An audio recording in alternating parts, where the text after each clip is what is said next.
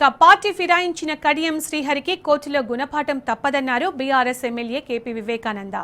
విచారణలో స్పీకర్ను తప్పుదోవ పట్టించొచ్చు కానీ కోర్టులో తప్పించుకోలేడన్నారు. కాంగ్రెస్ పార్టీలో చేరినట్లు ఏఐ ఫోటోలు వీడియోలు చేశారంటూ వితండవాదం చేస్తున్నాడని ఎమ్మెల్యే వివేకానంద ఫైర్ అయ్యారు.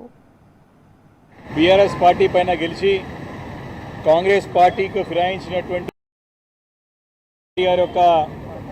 మరి క్రాస్ ఎగ్జామినేషన్లో చాలా వింత పరిస్థితులు, చాలా వింత సమాధానాలు చూస్తూ ఉంటే మరి కడియం శ్రీహరి గారు మరి ఎంతో అపారమైనటువంటి రాజకీయ అనుభవం గల నాయకుడు, అనేక పదవులు అనుభవించినటువంటి నాయకుడు కడియం శ్రీహరి గారు.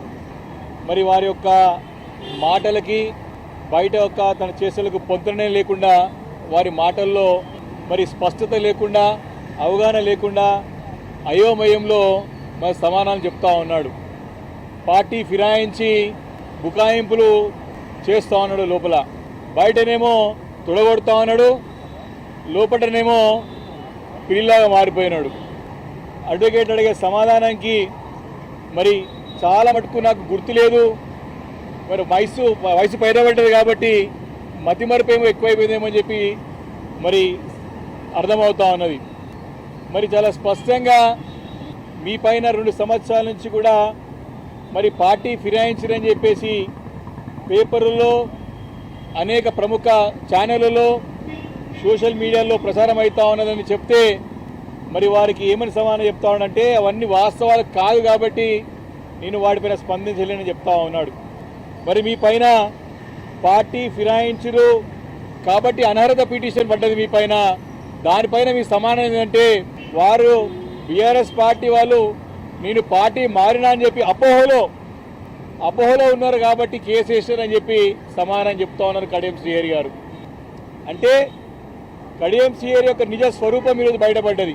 బయటనేమో కేసీఆర్ గారిని తిట్టుకుంటూ, కేసీఆర్ పైన నిందలు మోపుతూ, మా పార్టీ పైన బీఆర్ఎస్ పైన బురద వెళుతూ, లోపలనేమో నేను బీఆర్ఎస్ పార్టీలోనే ఉన్నానని చెప్పేసి బుకాయిస్తాం చూస్తూ ఉంటే ఇంత దిక్కుమాలిన దిగజారిన రాజకీయాలు ఈ భారతదేశ చరిత్రలో ఎవరు చేయరు, కేవలం కడియం శ్రీహరి గారు చేస్తున్నట్టు స్పష్టంగా కనపడతా ఉన్నది. ఇంత పచ్చి అబద్ధం. మరి మీరు దీపాదాక్షి మున్షి గారిని ముఖ్యమంత్రి గారి సమక్షంలో కలిశారంటే దీపాదాక్షి మున్షి గారు ఒకసారి నాకు తెలియదు అంటారు, ఒక్కోసారేమో నాకు తెలుసు అంటాడు. మరి ఈ పేపర్లో ఫోటో వచ్చిందిగా అని అడిగితే ఈ మధ్యలో ఆర్టిఫిషియల్ ఇంటెలిజెన్స్ ద్వారా జనరేట్ చేసిన ఫోటో మాత్రం నాదే, కానీ ఇది నా నిజం కాదు అంటాడు. అయోమయ పరిస్థితుల్లో ఈరోజు కడియం శ్రీహరి గారి పరిస్థితి కనపడ్డది. ఇంత అనుభవం గడించిన నాయకుడికి ఇంత దిగజారి పరిస్థితి తీసుకొచ్చుకున్నాడు, తనకు తాను రాజకీయంగా సమాధి కట్టుకున్నాడని చెప్పి సందర్భంగా నేను మనవి చేస్తూ ఉన్నాను.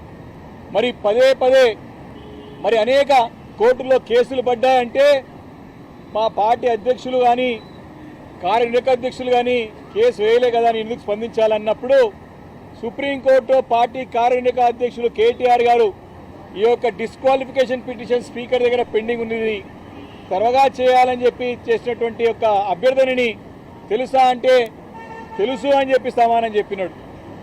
ఈ రకంగా బుకాయింపులతో మరి ముందుకు కాలయాపన చేసినాడు. లోపల మాత్రం ఈరోజు పిల్లిగా మారిపోయినని చెప్పి సందర్భంగా నేను మనవి చేస్తా ఉన్నాను. కాబట్టి కడియం శ్రీహరి గారు రాజకీయంగా తనకు తాను సమాధి ఏర్పాటు చేసుకున్నాడు. బయటనేమో నేను కాంగ్రెస్ పార్టీలో చేరిన, కాంగ్రెస్ పార్టీ బలోపేతానికి పనిచేస్తాను, నా నియోజకవర్గ అభివృద్ధి కోసం పనిచేస్తాను, దేవాదుల ప్రాజెక్ట్ కోసం పనిచేస్తాను అని చెప్పి బయట మాట్లాడతాడు. కానీ లోపల మాత్రం ఎక్కడ పోలేదు. బీఆర్ఎస్ పార్టీలోనే ఉన్నా ఇవన్నీ కూడా, ఈ ఫోటోలు, ఈ వీడియోలన్నీ కూడా ద్వారా జనరేట్ చేసి ప్రచారం చేస్తూ ఉన్నారని చెప్పి మరి సమానం చూస్తూ ఉంటే మరి కడియం శ్రీహరి లాంటి నాయకుడు దిగజారు రాజకీయాలు కూడా చేసే అవసరం ఆయనకు ఉందా అని చెప్పేసి అనుమానం కలుగుతూ ఉన్నది.